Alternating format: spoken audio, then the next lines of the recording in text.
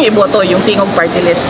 Kasi ang boto para sa Tingog Party List ay boto para kay Martin Romualdez.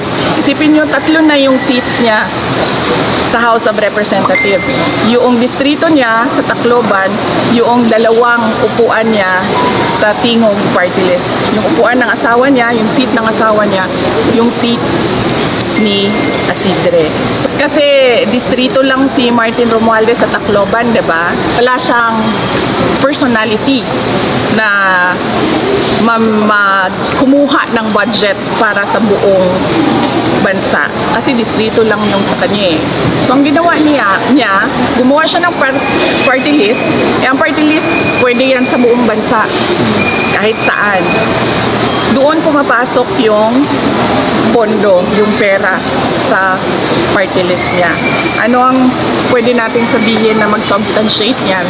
Tingnan natin yung natanggap na pera sa galing sa mga regional offices papunta doon sa Tingog Party List at magkano yun. So bakit ako sasagot sa tao na unang-una todo ang paninira niya sa akin, todo ang gastos niya sa paninira sa akin.